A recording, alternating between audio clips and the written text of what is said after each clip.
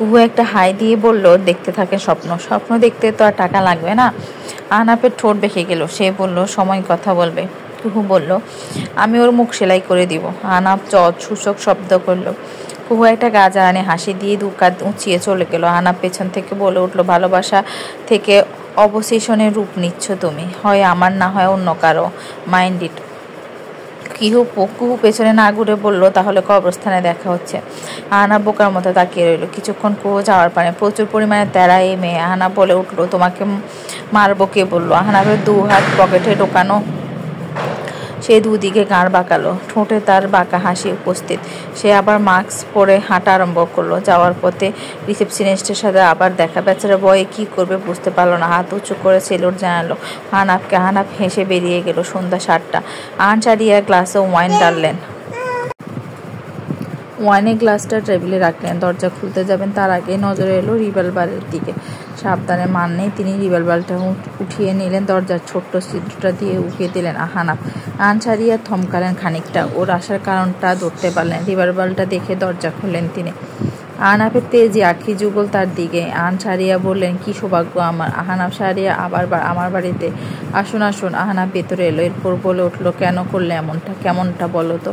আহনাফের রাগ হলো। সে বলল, নাটক করবে না একদম। মাথা গরম আছে। শুধু শুধু গ্যাস খরচ করে তরকারি রান্না করলাম। তোমার মাথায় বসিয়ে দিলে তো হয়ে যেত। দেখি দেখি। আনসারিয়া ওর মাথায় হাত ছোঁয়ালেন। এরপরে জটকা খাওয়ার মতো সরিয়ে বললেন, সেই গরম, বাটা বসিয়ে দিই কি বলো? আহনাফের রাগ আজকে অনেক।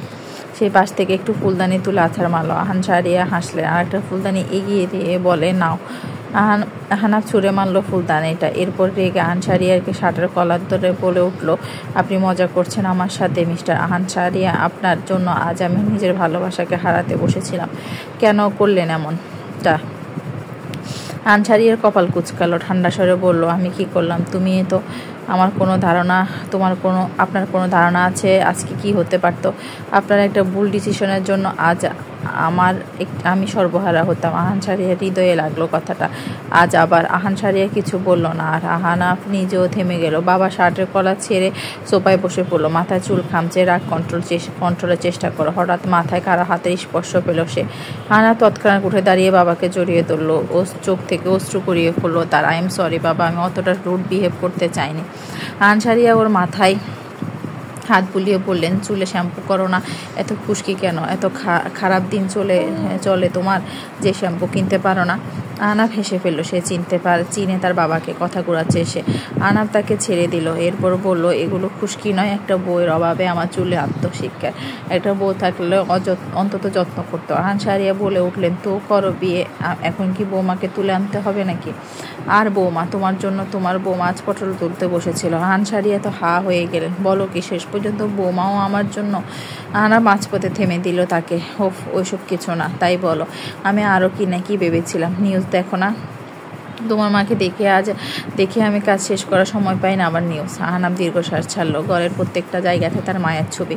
আনসারিয়া ফ্লটে একা নিজের প্রিয়তমা স্ত্রীর ছবি দিয়ে সাজিয়েছেন পুরো ঘর। আহনাফ সবটা বলল আনসারিয়াকে।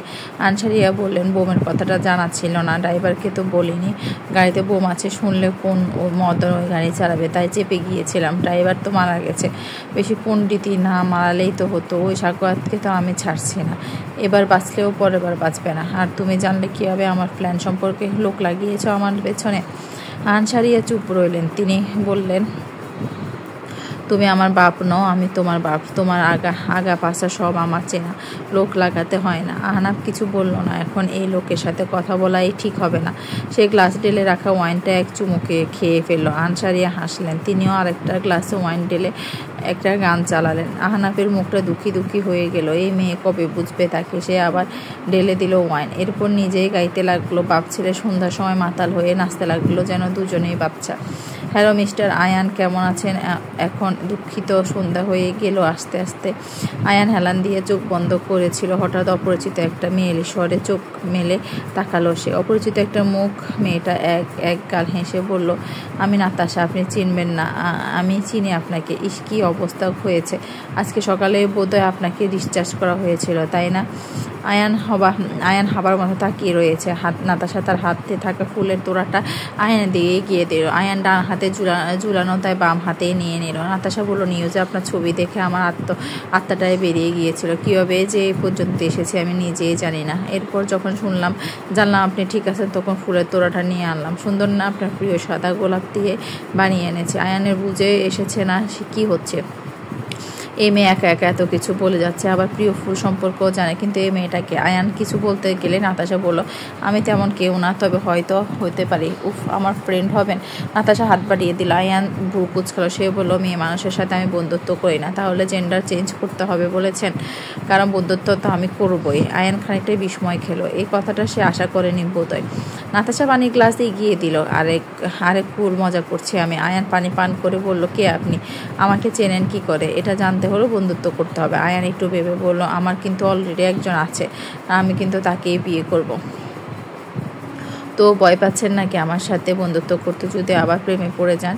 আয়ান আবার বিষম খেলো। নাতাশা হেসে ফেললো। আয়ান চট করে বলে উঠল, আপনি মিস্টার আহনাফের ফ্রেন্ড না? হ্যাঁ, ওই দিন আপনাকে দেখেছিলাম। হ্যাঁ, তবে শুধু আহনাফের ফ্রেন্ড, আপনার ফ্রেন্ড না। আয়ান কিছু বলতে নিলে নাতাশা ওর বাহু চাপড়ে বলল, কংগ্রাচুলেশন, আপনি আমার বাবার বাচ্চা হবেন। কি? নাতাশা মেয়েকে হেসে বলল, মানে ওই আর কি, বাবা মামা একই তো। কেউ বাবা থেকে মামা হয়, আবার কেউ মামা থেকে বাবা। আয়ান এক ভ্রু উঁচু করে বলল, আপনার মতলবটা কি বলুন তো? আপনার বন্ধু হওয়া? আমি আপনার ফ্রেন্ড হব কেন? আমাকে মা বাড়ানোর জন্য? হোয়াট? নাতাশা অসুচো শব্দ উচ্চারণ করে বলল, মানুষ ফ্রেন্ড হয় কেন? আয়ান বলল, কেন? নাতাশা একই সুরে বলল, কেন? হ্যাঁ, সেটাই তো। কেন আপনি জানেন না? না। নাতাশা দাঁত কেলিয়ে বলল, আমিও জানি না। আয়ান পিক করে হেসে ফেলল। নাতাশাও হাসলো তা দেখে। পাখি না পাখা পাতে পড়েছে রে। নাতাশা হাত বাড়িয়ে বলল, তাহলে ফ্রেন্ডস? আয়ান ইশারায় জুলালো, ডান হাতটা দেখালো, আর নাতাশা ওকে একটা হাগ করে বসলো। ঠিক তখন কুহু এলো। আগে আসতে চেয়েও আসেনি মেয়েটা, নিজেও রেস্ট করেছে তখন। এখন এসে দেখে কি দেখেছে সে? দরজা খোলাই ছিল। আয়ানকে একটা মেয়ের সাথে এভাবে দেখে তার মস্তিষ্ক 3বার দুমতা নানা বেজে উঠলো। ওরা দেখার আগে সে সরে গেল। হাসপাতাল তো না, যেন রঙ্গমঞ্চ। কুহু ভাবলো মামির কানে কথাটা তুলতে হবে। পরে আবার ভাবলো, এই মদনের জীবনে যে কেউ আসছে এটাই অনেক। তার কি? সে তো এসব রঙ্গলীলা দেখতে এসেছে পৃথিবীতে। হ্যাঁ, রোদ সবসময় এই আয়ানকে কথা বলে ওকে খেপায়।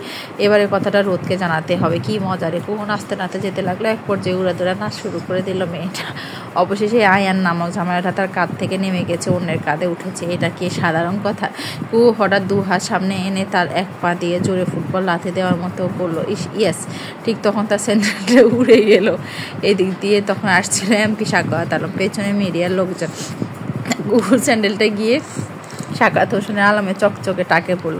কুহু 2 হাত দিয়ে মুখ চেপে ধরলো, চোখগুলো আন্ডা করো মেয়েটা। সাখাওয়াত আলমও থমকে গেছেন। জীবনের প্রথম জুতার বাড়ি খেয়েছেন কিনা মিডিয়ার লোকজন সেটা অলরেডি চেপেও ফেলেছে। এমপি সাখাওয়াত আলম খেয়েছেন জুতার বাড়ির ঘটনা কতটুকু সত্য জানতে সাথেই থাকুন। বিশ্বাস করুন, আমি ইচ্ছে করে এনে। সাখাওয়াত আলম বড্ড নরম স্বরে বললেন, আর ইটস ওকে মা, বসো তুমি। কুহু বয়ে বসলো চেয়ারটাতে। কুহু যে ক্যাবিনটাতে ছিল তারা সবাই এখন সেখানে রয়েছে, মিডিয়ার লোকজনও রয়েছে। সাখাওয়াত আলম বললেন, তুমি ঠিক আছো তো মা? তোমার কোথাও লাগেনি? কুহু একটু মেকি হাসলো এই কথা শুনে। এত ভালোভাবে কথা বলছে, ব্যাপারটা মোটেও সুবিধার না। মিডিয়া আছে বলে কি এত ভালোভাবে কথা বলছে হতে পারে? কুহুর ভাবনার মাঝে হারুন রহমান বললেন, কি হলো মা? স্যারের কথার উত্তর দাও। কুহু ভাবনা থেকে বেরিয়ে এলো। সে হালকা হেসে বলল, আমি ঠিক আছি, যাক তাহলে ভালো। কুহু মুচকি হাসলো সাখাওয়াত আলমের কথায়। সাখাওয়াত আলম উঠে দাঁড়িয়ে কুহুর মাথায় হাত বুলিয়ে বলল, ভালো থেকে মা, আজ আসি। কুহু চমকের উপর চমক পেয়ে যেন কথা বলতে ভুলে গেল। জুতার বাড়ি খেয়েও এত ভালো কথা বলছে, জুতার বাড়ি খেয়ে এত ভালো কথা বলছে, আমার মাথা হাত বুলিয়ে দিচ্ছে। কুহু হালকা হেসে বলল, জি আঙ্কেল, আপনাকেই ভোট দেবো। সাখাওয়াত আলম হোক করে হেসে ফেলেন এটা শুনে। বড় রসিক মেয়ে তুমি, তোমার যাকে ভালো লাগবে তুমি তাকে ভোট দিও। ভোটের জন্য বলে নিই আমি। যাই হোক, আজ আসি। সাখাওয়াত আলম চলে গেলেন। সাখাওয়াত আলমের একরকম প্রতিক্রিয়া সাংবাদিকেরা বিভিন্ন ধরনের নিউজ ছাপিয়ে ফেলেন। সাখাওয়াত আলমের নরম মন নিয়ে প্রশংসা করতে লাগলেন। তার জায়গায় অন্য কেউ থাকলে আজ হয়তো এই মেয়ের জেল হয়ে যেত। এরকম আরও অনেক কিছু বলতে লাগলো। সময় লাগলো ক্যাবিন খালি হতে। কুহু স্বস্তির শ্বাস ছাড়ল। এত বড় একটা ঝামেলা থেকে সে বেঁচে গেল। তার কপাল তো ভালো, তার কপাল এত ভালো হলো কিভাবে? নিশ্চয় সামনে এর চেয়ে বড় বাঁশ কিভাবে দিবে তাকে, কারণ তার ভাগ্য এত ভালো হতে পারে না। আবার কি বাঁশ খেতে চলছে সে খোদাই জানে। টেনশনে মেয়েটা 3বার ওয়াশরুমে গেল। ভাগ্য তাকে কি বড় বাঁশ দিতে চলেছে আবার। ভাঙ্গির কপাল, শালা ভালো কিছু হলেও চিন্তা হয়। আসসালামু আলাইকুম। আহনাফের হুঁশ নেই। সে বমি করে ক্লান্ত শরীর নিয়ে বিছানায় লটকে রয়েছে। আহান শাহরিয়া মানা করা শর্ত আহনাফ বেশি নেশা করে ফেলে। এরপর বমি করে নাজেহাল অবস্থা। আহান শাহরিয়া ওকে পরিষ্কার করিয়ে দেয়। রাত 9টা বাজে হয়তো। বারবার কল আসে, সে রিসিভ করে। কে কল দিয়েছে তার জানা নেই। আহনাফ শুধু বলল উফ। আহনাফের এহেম গুম গুম নেশানো স্বর শুনে রোদেলার ভেতরটা কেমন যেন করে উঠল।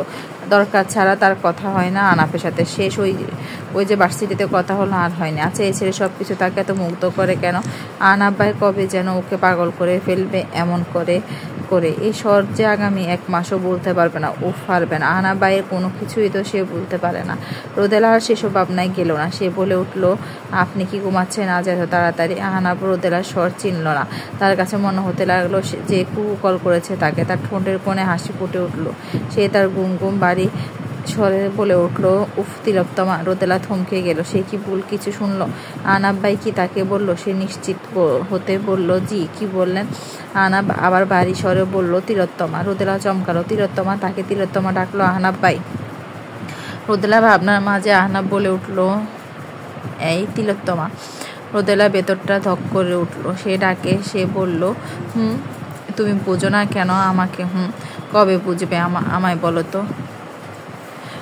রোদেলা বুঝতে পারছে না যে সে কি হচ্ছে। সে বলল, আপনি কি ড্রিঙ্কস করেছেন? উফ, আমি তো ভালো ছেলে। কথাটা বলে আহনাফ কেমন খিলখিল করে হেসে উঠল। রোদেলা নিজেও হেসে ফেলল। সে সফট বুঝলো যে আহনাফ ড্রিঙ্কস করেছে। আচ্ছা, মানুষ নেশা করলে নাকি সত্যি কথা বলে? আহনাফ ভাইও কি তাহলে নিজের মনের কথাগুলো বলছে তাকে? রোদেলা মুখটা উজ্জ্বল হয়ে গেল খুশিতে। পরক্ষণে কিছু একটা মনে হতে সে হাসি গায়েব হয়ে গেল। সে বলল, আপনি কি আদৌ আমাকে চিনতে পেরেছেন? রোদেলার ভেতরে দুপুকানি বেড়ে গেল। আহনাফ ভাই অন্য মেয়ের নাম বলে যদি। আহনাফ তখন বলল, উফ, আমার তিলোত্তমাকে আমি চিনব না? আমার তিলোত্তমা তুমি। রোদেলার কেমন যেন এটা লাগলো। সে বলল, সেটা তো বুঝলাম। আমার নামটা বলুন তো কি? আহনাফ হেসে উঠে বলল, কি মিসেস আহনাফ? বলুন না। জানি না, আমি শুধু এতটুকু জানি তুমি আমার তিলোত্তমা। রোদেলার ভেতরে উথাল পাতাল ঝড় শুরু হয়ে গেল। আহনাফ ভাইও কি তাহলে তাকে পছন্দ করে?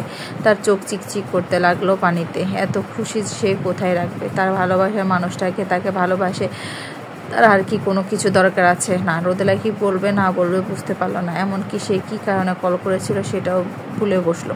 আহনাফ তখন আদর মেশানো স্বরে ডাকলো, এই তিলোত্তমা। রোদেলা লাজুক হাসলো। বলল, তোমার হৃদয়টায় কি একটুখানি জায়গা দেওয়া যায় না আমাকে? রোদেলা খুব করে বলতে ইচ্ছে হলো, পুরো হৃদয় জুড়ে তো আপনারই বসবাস। আহনাফ ভাই নতুন করে আর কি জায়গা দিব?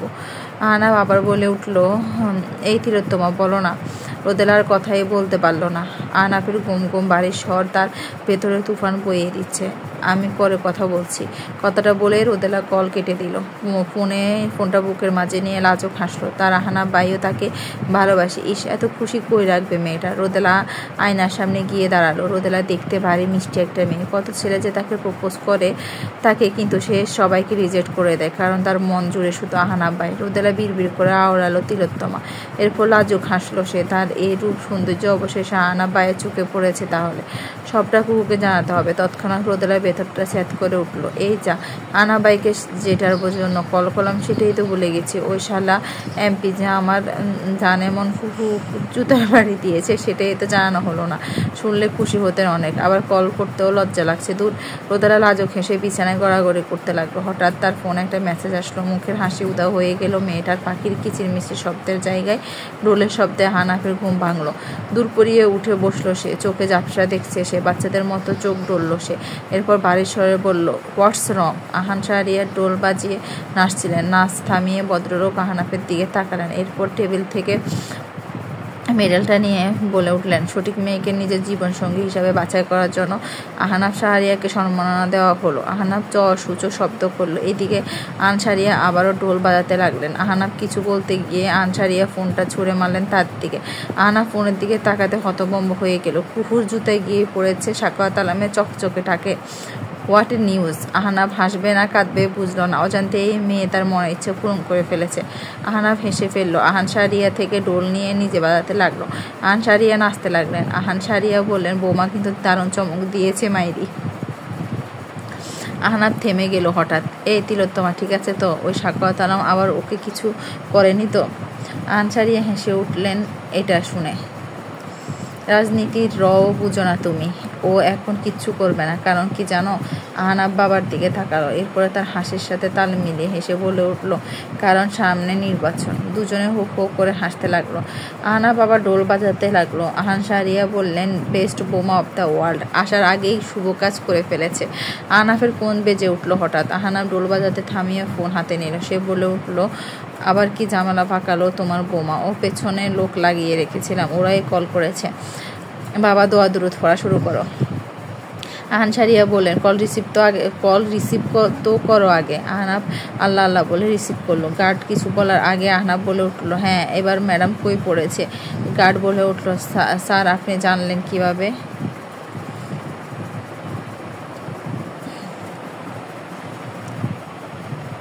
তুমি সব জায়গায় পড়েছো। এখন আমার প্রেমে পড়াটা শুধু বাকি। তো আমার প্রেমে কবে পড়েছো?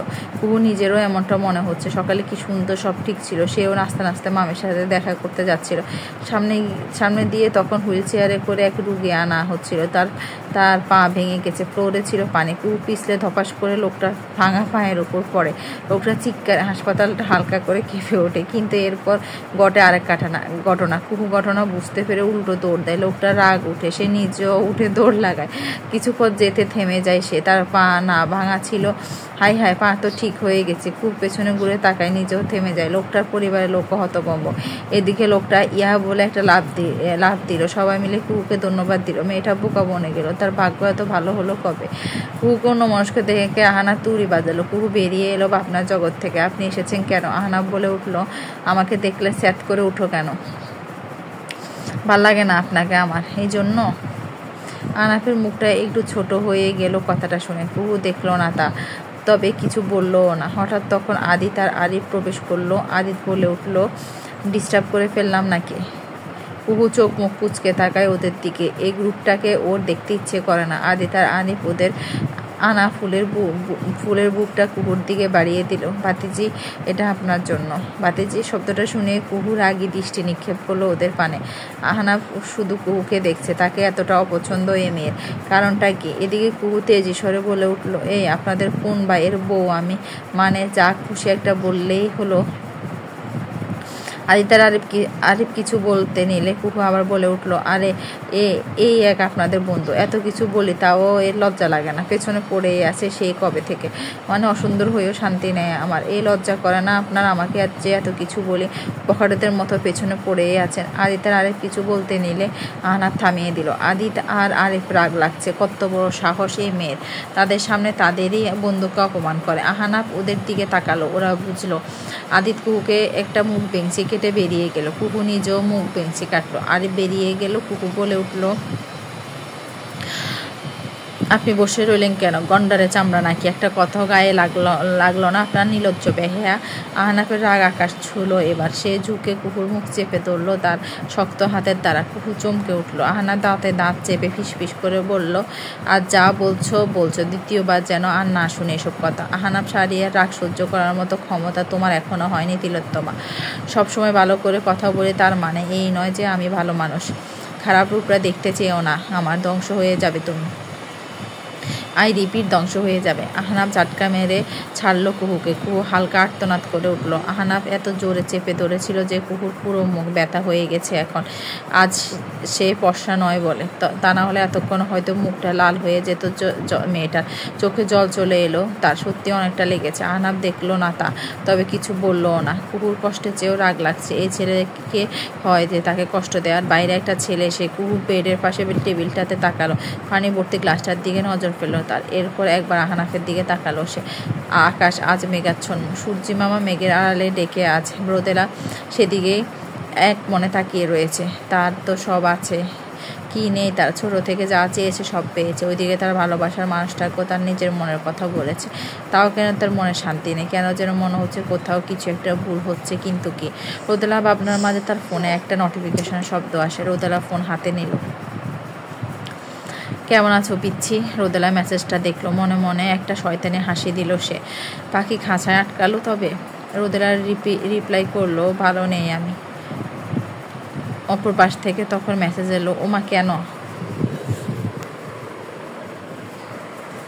এমনি। অপর পাশ থেকে রিপ্লাই এলো, কল করব। রোদেলা বাঁকা হাসলো। সে বলল, আপনি তো আবার ব্যস্ত মানুষ, কল করবেন আবার?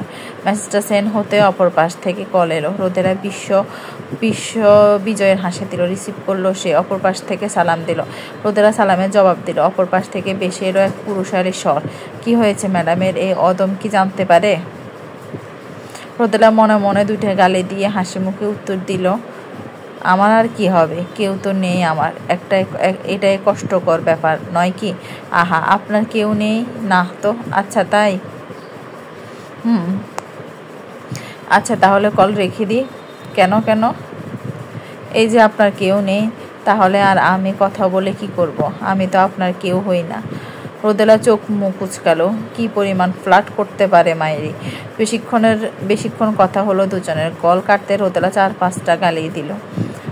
শালার বাই, এবার তোকে এই রোদেলা সারিয়া বোঝাবে যে এ ছ্যাঁকা কি আর কত প্রকার। কল করে মেয়েদের সাথে ফ্লার্ট করা তোর গুছিয়ে দিব আমি। প্রতিশোধ যদি না নিয়েছি তাহলে আমার নামও রোদেলা সারিয়ার না।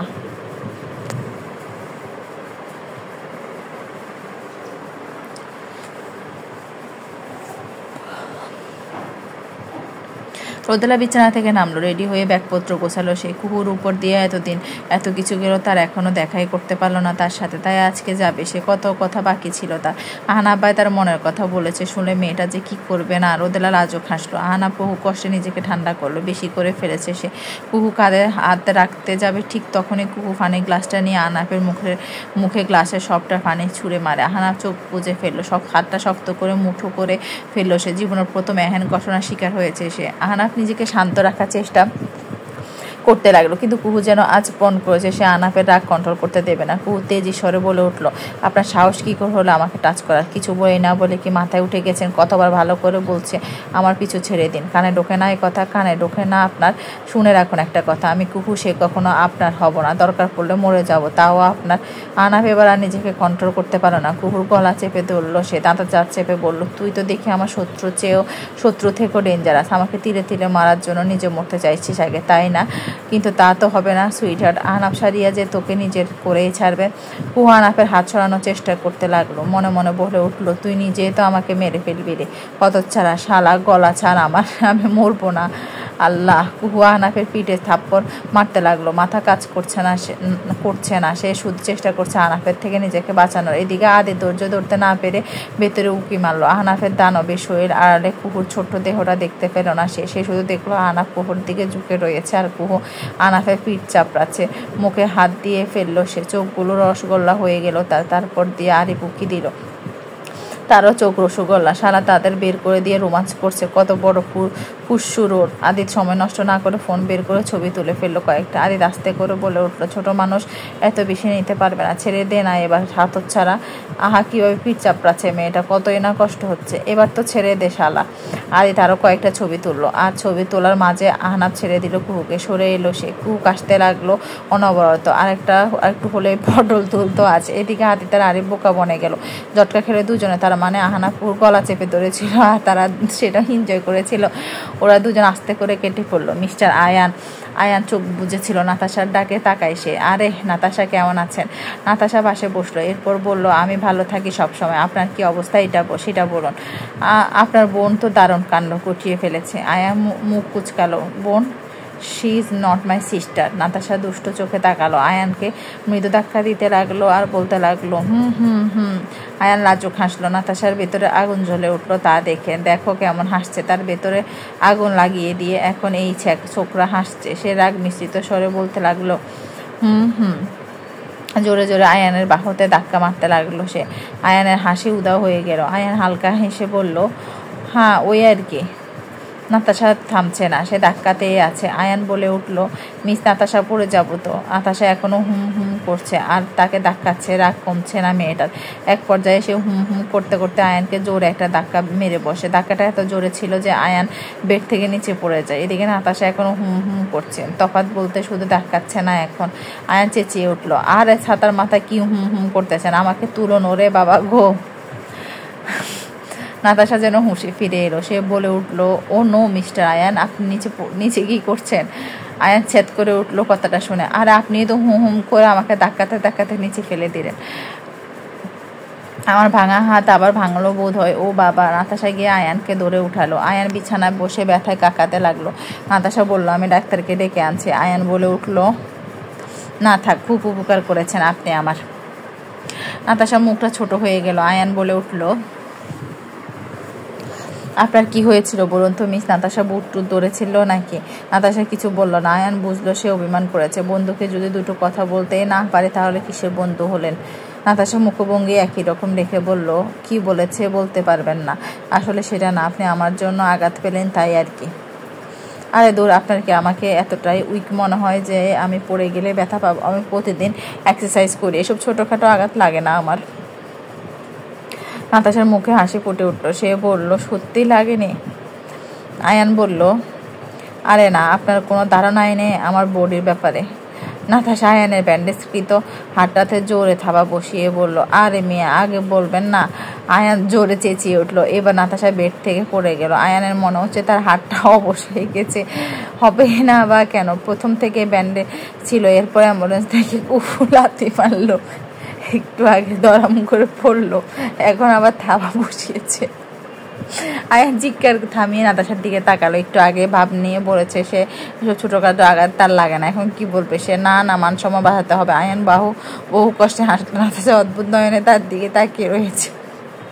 আয়ান হেসে বললেন, অনেকদিন ধরে সারগাম প্র্যাকটিস করা হয় না, আজকে একটু করলাম আর কি। সুন্দর হয়েছে না? নাতাশা মেকি হেসে উপর নিচ মাথা নাড়ালো। আয়ান দুষ্ট হেসে এবার বলল, ও নো মিস নাতাশা, আপনি নিচে কি করছেন? নাতাশা হাসবে না কাঁদবে বুঝলো না। তার কথায় তাকে শোনালো। নাতাশা উঠে দাঁড়ালো। হঠাৎ কোথায় থেকে একটা আশরা উড়ে এলো। তখন নাতাশা তা দেখে চেঁচিয়ে উঠে আয়ানের ব্যান্ডেজ করা হাতের উপর লাপিয়ে বসলো। দুজনে একসাথে চেঁচাচ্ছে। এখন যেন চেঁচানোর কম্পিটিশন চলছে। এদের দৌড়া চেঁচানো শুনে নার্সেরা দৌড়ে এলো। আপনারা কি করছেন এসব? নাতাশা আয়ানের গলা জড়িয়ে ধরেছিল। নার্সের কথা শুনে দুজনে একে অপরের দিকে তাকালো। আয়ান কথা বলতে পারছে না, সেই ইশারায় ওর হাতের উপর থেকে নামতে বলল। নাতাশা বুঝতেই চমকে গেল। সে দ্রুত বেগে নেমে এলো। এরপর সে বলে উঠল, আপনারা যা ভাবছেন তা নয়, আপনারা ভুল ভাবছেন। তাহলে আপনারা চেঁচাচ্ছিলেন কেন? নাতাশা আর আয়ান একে অপরের দিকে তাকালো। এরপর একসাথে বলে উঠল, সারাগামা প্র্যাকটিস করছিলাম। সুন্দর হয়েছে না? আপনি কি মানুষ দেখছেন তো? দেখে তো তাই মনে হচ্ছে। কুকুর আগে দৃষ্টি নিক্ষেপ করলো। আনাফের নিজেরও রাগ উঠেছে আজ। দুজনে একে অপরের দিকে তাকিয়ে দুজন যেন চোখে চোখ রেখে অপরকে হাসাচ্ছে। হঠাৎই আনাফ ঠোঁট চোখা করে চুমু ছাড়লো তার দিকে। কুকুর বলে উঠল, ছি অশ্লীল বেড়া। আহনাফ এই কথা শুনে কুহুর দিকে ঝুঁকলো। অশ্লীল বললে কেন? আর ছি বা কেন বললে? ওয়াই? কুহু আহনাফের দিকে তাকাতে পারে না। আহনাফের নিঃশ্বাস একদম কুকুর মুখে আছড়ে পড়ছে। কুহু যথাসাধ্য দূরে থাকার প্রয়াস চালাচ্ছে। আহনাফ হাসছে তা দেখে, তবে তার সে হাসি অপ্রকাশ্য, ঠোঁটের বাজে লুকিয়ে সে হাসি। কুহুকে নার্ভাস দেখে আহনাফ আরও এগিয়ে গেল ওর দিকে। মজাই লাগছে তার কাছে। আহনাফ বলে উঠলো, আমার দিকে তাকাও তিলোত্তমা। তিলোত্তমা। কুহু কিছুতে এই ডাক উপেক্ষা করতে পারে না। কেন পারে না তার জানা নেই। সে তাকালো আহনাফের দিকে। বেশ কিছুক্ষণ তার মোহিত নয়নে তাকিয়ে থাকতে পারলো না সে। সরিয়ে নিল নিজের আখি যুগল।